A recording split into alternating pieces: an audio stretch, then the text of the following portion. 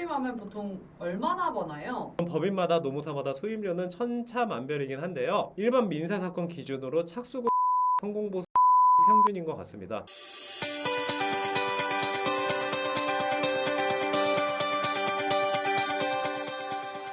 안녕하세요. 해고라 광장을 운영하고 있는 노무법인 평정 이종원 노무사입니다. 저는 지금까지 약 100건 정도의 부당해고 구제 신청 사건을 대리하여 수행하였습니다. 그런데 100건이 많은 것이냐 라고 물으시면은 저는 노무사 업무를 하면서 앞으로 1000건을 넘게 수행하는 것을 목표로 하고 있기 때문에 제 목표에 비하면 아직 10분의 1 정도밖에 되지 않아서 대기준상으로는 높다라고 말씀드리기는 어려울 것 같습니다. 다만 지금까지 수행했던 사건 한 건 한 건이 굉장히 깊이 있게 고민하고 법이 허용하는 테두리 안에서 이기기 위한 방법은 모두 동원해서 굉장히 치열하게 싸워왔기 때문에 여러분들에게 도움되는 유용한 정보를 정말 많이 드릴 수 있는 실력을 충분히 갖추게 되었고, 그 누구보다 이 해고 분야의 전문가라고 자부할 수 있을 정도가 되었기 때문에 이렇게 유튜브 방송을 하게 되었습니다. 노무사님, 우리 구독자 수가 이제 1000명을 눈앞에 두고 있습니다. 기분이 어떠세요? 지금까지 영상을 올린 개수에 비하면은 가파르게 증가한 것 같아서 기분도 좋고 구독해주신 모든 분들께 감사한 마음을 갖고 있습니다. 그런데 저는 단순히 구독자 수를 늘리는 것만이 이 유튜브 방송을 하는 목표는 아닙니다. 그럼 우리가 비용과 시간을 들여서 이 방송을 하는 목표가 뭔가요? 구독자분들께 유용한 정보를 드리기 위해서 이것도 목표라고 보기는 어렵습니다. 그런데 구독자 수의 증가와 구독자분들께 좀 더 유익한 정보를 드리는 것은 제가 방송하는 궁극적인 목표를 달성하기 위해서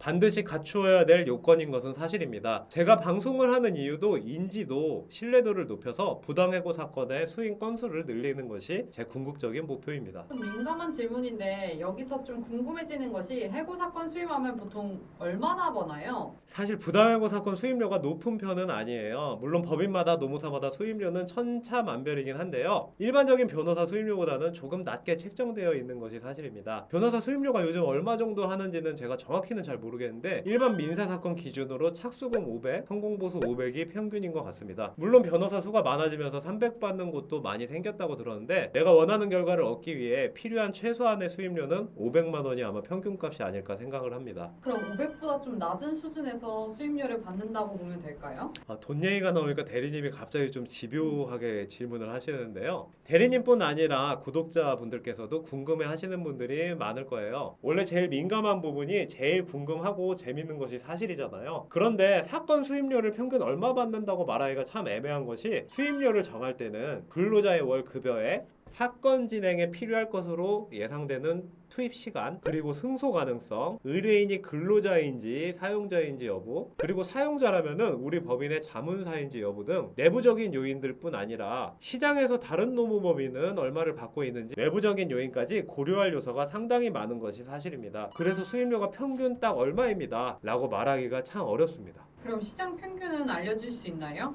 네, 대리님이 너무 집요하게 물어보셔서 제가 답은 어느 정도 알려드려야 될 것 같습니다. 다른 법인에서 얼마를 받고 있는지, 즉 시장 평균이 얼마 정도인지는 여러 군데에서 상담과 견적을 받아본 의뢰인이 저에게 사건을 의뢰하러 오신 경우에 간접적으로 확인을 해볼 수가 있었습니다. 의뢰인이 근로자의 월급여가 만약에 400만 원이었다라고 했을 때 착수금은 150에서 200 수준, 성공보수 역시 150에서 200 수준이 평균값으로 보여집니다. 즉 사건에서 이겼을 때 근로자 입장에서는 한 달치 월급액 정도가 총 수임료로 나가신다고 보면 될 것 같습니다. 만약에 사용자가 의뢰인인 경우 이것보다는 전체적으로 또 높게 받게 되는데요. 대기업이나 공공기관의 경우에는 이 부당해고 사건의 수임료 수준이 500에서 500 정도가 평균인 것 같습니다. 그럼 부당해고 사건 수임료가 그렇게 높지는 않은 것 같은데 왜 많은 사건을 수임하려고 하는 거예요? 제 옆에 주영 노무사님 사건 하는 거 보면 스트레스 굉장히 많이 받는 것 같아서 제가 물어봤거든요. 그랬더니 다른 업무보다 해고 사건이 스트레스, 압박감이 굉장히 더 높다고 하더라고요. 네, 다른 업무보다 스트레스 압박이 더 큰 것은 사실입니다. 그만큼 이겼을 때의 만족감, 즉 내적인 보상이 그 어느 업무보다 훨씬 높은 것 또한 사실입니다. 저 같은 경우 사건을 이겼다라는 통보를 받았을 때 그 쾌감은 이루 말할 수 없을 정도로 굉장히 커요. 요즘 흔히 하는 말로 도파민이 많이 나온다? 이 정도의 표현으로도 좀 모자랄 것 같고요. 도파민이 폭발적으로 흘러 넘친다라고 표현하는 것이 정확할 것 같습니다. 물론 그게 오래 지속되지는 않습니다. 그런데 그것도 한두 번이지 노무사님처럼 사건 수없이 많이 하다 보면 그냥 일상이 되어서 그렇게 기쁘진 않을 것 같아요. 저도 그럴 줄 알았어요. 그런데 아직도 그래요. 지금 몇 년이 지났는데 아직도 그러고 안 고쳐지더라고요. 이것도 일종의 질병일까요? 노무사 초창기 때는 이렇게 결과에 일희일비하고 그 결과가 나오기 직전에 심장 막 두근거리고 밥도 잘 안 넘어가고 하는 것이 저는 시간이 지나고 경험이 쌓이면 괜찮아지고 묻어내질 줄 알았습니다. 그런데 그것은 착각이었죠. 수년이 훌쩍 지나고 100건 가까이 경험이 쌓였는데도 아직도 똑같습니다. 이런 일을 겪는 것이 제 개인적인 성격 특성 때문이기도 하겠지만 이 부당해고 구제 신청 사건 과정상의 특성도 한몫한다고 볼 수 있을 것 같습니다. 누가 설계했는지 모르겠지만 이런 감정의 극한을 경험할 수 있도록 이 부당해고 구제 신청 과정이 설계된 것 같다는 느낌이 됩니다. 어떤 말씀이신지 좀 더 자세히 말씀해 주시겠어요?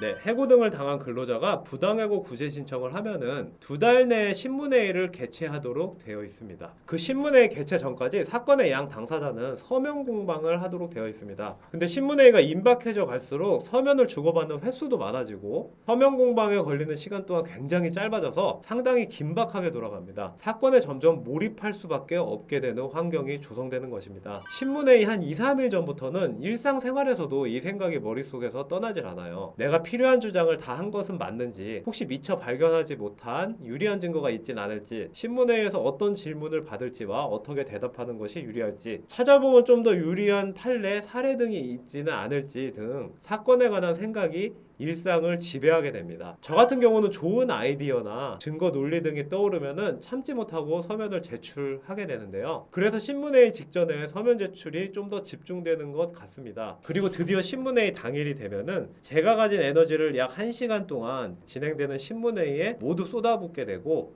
그 열기가 채 식지도 않은 당일 저녁 8시에 승패에 대한 결과를 노동위원회 조사관님으로부터 통보받는 그런 과정을 거치게 되어 있습니다. 상당히 몰입해 있고 감정이 고조된 클라이막스 상태에서 그 문자 통보를 받게 되는 프로세스입니다. 누군진 몰라도 이 제도를 설계한 사람의 원래 직업이 혹시 극작가가 아닐까? 라는 생각을 저는 한 적도 있습니다. 단지 도파민을 느끼기 위해 사건 수임을 많이 하려고 하시는 건 아니시죠? 다른 이유가 또 있을까요? 도파민도 도파민이지만 일단 일하는 재미가 있어요. 사건 하나 제대로 처리해서 이기려면 사건 조사 능력, 사건을 재구성하는 능력, 증거 발굴 능력, 같은 증거라도 우리 쪽에 좀 더 유리하게 잘 포장할 수 있는 능력, 프레임 설정 능력, 글쓰기 능력 등등 여러 가지 능력을 최대한 종합적으로 발휘를 해야 합니다. 그래서 고민도 굉장히 많이 해야 되고 그 과정에서 스트레스에 노출되는 것도 사실이지만 나중에 이러한 고민과 스트레스가 빠른 시일 내에 결과로서 보상이 되기 때문에 그런 면이 저랑 잘 맞는 것 같습니다. 그래서 10년이 지나도록 계속 이 일을 해도 아직까지 재미가 있어요. 사실 세상에 재밌다고 느낄 수 있는 일은 별로 없잖아요. 저도 제 일이 재밌습니다. 그런데 목표가 1000건 수임이라고 하셨는데 가능할까요? 그리고 1000건 수임 성공하신 후에 사건 안 하시는 걸까요? 사실 최종적이고 궁극적인 목표는 1000건에 달하는 실제 사건 수행 경험 데이터를 바탕으로 더 큰 가치를 창출하는 일을 하고 싶습니다. 그런데 사건과 관련된 데이터는 노동위원회가 가장 많이 갖고 있지 않을까요?